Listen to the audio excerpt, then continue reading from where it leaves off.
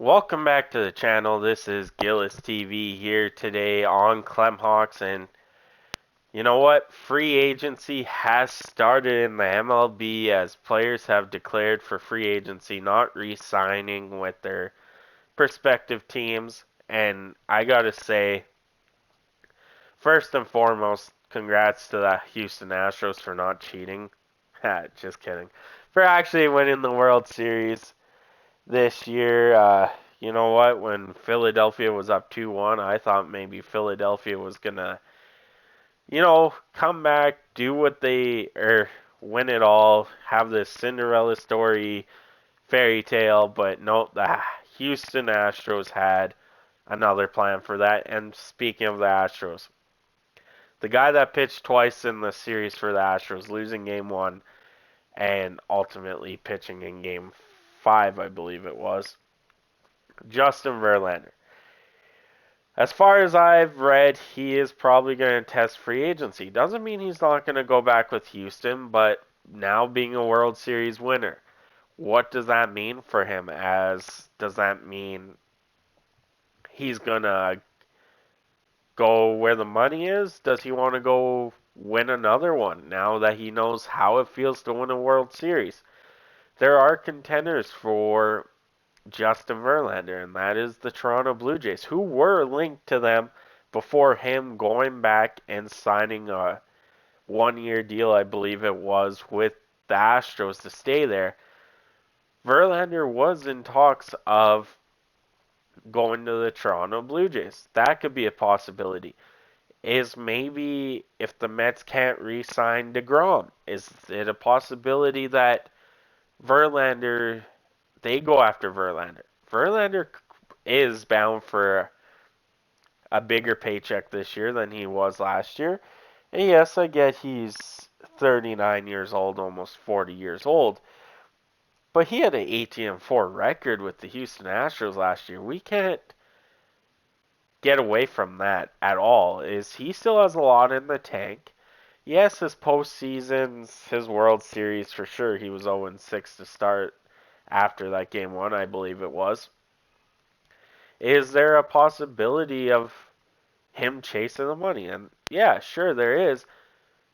But I believe he's one of those players who, let's test the waters. Yeah, lower end teams say like I don't know, Oakland Athletics could offer him more money than say, let's just say the Dodgers.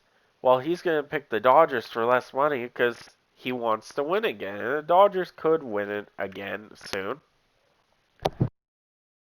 Sorry, I'm all stuffed up. Got a cold lately. But what does that mean? I believe the Yankees might be in on him. The Yankees need to figure out if Aaron Judge is staying or not. I don't think Aaron Judge is, but that's besides the fact is there's going to be a lot of those playoff teams that were this year calling Justin Verlander saying, "Hey, what will be the price for you to get come to Canada, play in Toronto, come to the West Coast and play in California, this and that." It's going to be one of those things where the money will control it in a sense to a point where, okay, these teams are averaging about 25 million per year. That's just rough, like example, 25 million. But these non-playoff teams who I don't think will win a World Series is offering me 33 million. At that point, I think Verlander takes the 25 million, tries to win it again, play some playoff baseball some more, and it's just about trying to win another World Series. And now that he knows how it feels, even better. Looking at his stats, like I said, 18-4 record.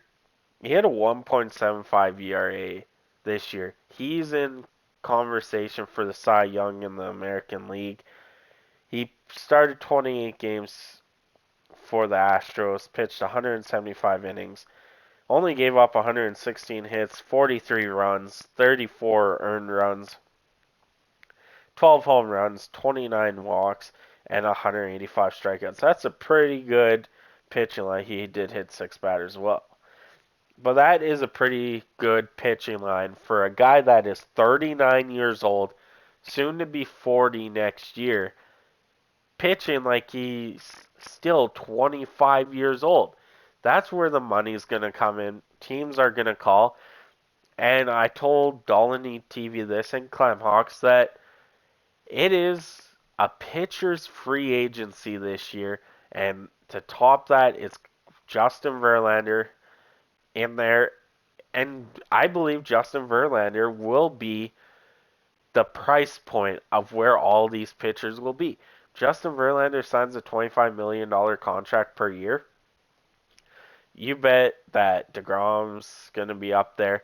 But guys like Noah Syndergaard, Trevor Bauer, Clayton Kershaw, those are the tier 2s, tier 3s, won't be making as much as I think they hope to in free agency, just depending on what Verlander does. And Verlander is still going hard. He has stuff left in his tank that, you know, I believe he could be one of those pitchers that goes to 43, 44 years old. Right now, teams are probably worried about, hey, giving him more than 2 years, which is understandable. At his age, 39 years old, going more than 2 years per contract is out of anyone's league. And I think Verlander knows that. And I think that's why the Astros said, hey, here's a 1 year contract last offseason. And he proved that, hey, 1 years I can do. I believe he's going to sign a 2 year, $55 million contract somewhere. And if it's in Houston, good for him. But if it's somewhere else, watch out. Because if Verlander has the numbers he did last year with a team that has a pitching core, say like the Blue Jays, the Yankees, the Dodgers, all those teams, watch out for those teams because adding Justin Verlander will be the perfect cherry on top of the sundae when it comes to that pitching staff. But that is it for me today.